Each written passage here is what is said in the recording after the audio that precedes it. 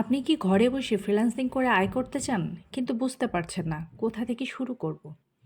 আজকের ভিডিওতে আমরা জানব ফ্রিল্যান্সিং কি, কিভাবে কাজ শুরু করবেন, কোন স্কিল শিখতে হবে এবং কিভাবে প্রথম ইনকাম করতে পারেন। তো চলুন দেরি না করে শুরু করা যাক। ফ্রিল্যান্সিং কি?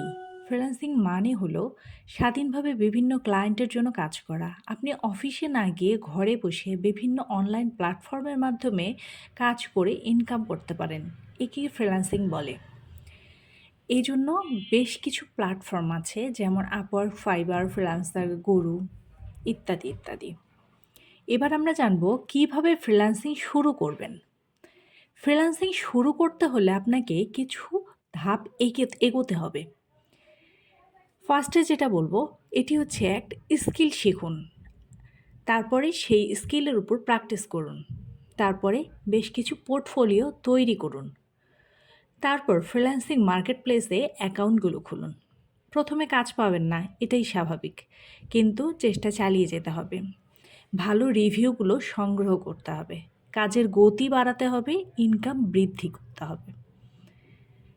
তারপরে আমরা জানব কোন স্কিল শিখবেন। ফ্রিল্যান্সিং থেকে কোন কোন স্কিলের উপরে কাজ শিখে আমরা ইনকাম করতে পারি, এখন সেটা জানব। নতুনদের জন্য কয়েকটি জনপ্রিয় ফ্রিল্যান্সিং স্কিল হলো graphics designer, web development, digital marketing, content writing, video editing and animation. এইগুলোর মধ্যে যেটা আপনার সঙ্গে যায় সেটা নিয়ে আপনি সুন্দরভাবে নিজেকে তৈরি করতে পারেন এবং এই সার্ভিসগুলো দিয়ে ইনকাম কিন্তু করতে পারেন।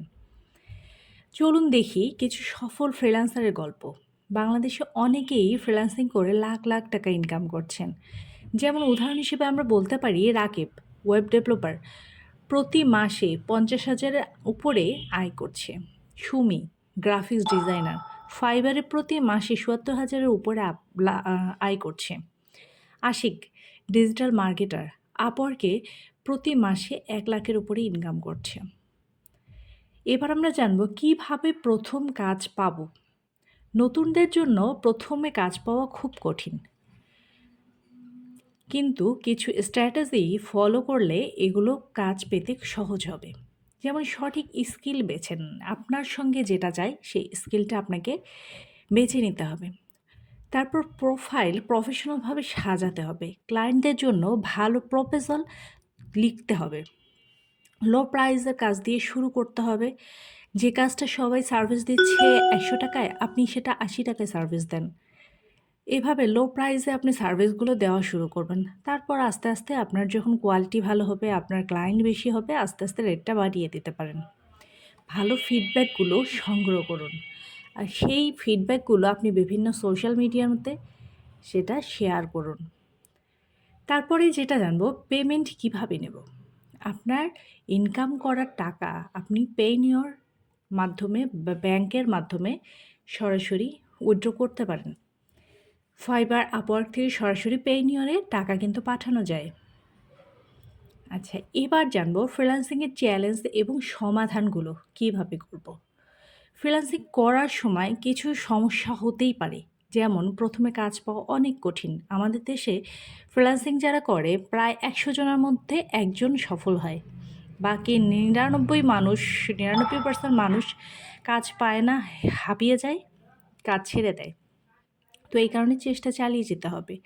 প্রথমে কাজ পাওয়াটা কঠিন হবে, যার কারণে পোর্টফোলিওগুলো তৈরি করতে হবে ভালো করে।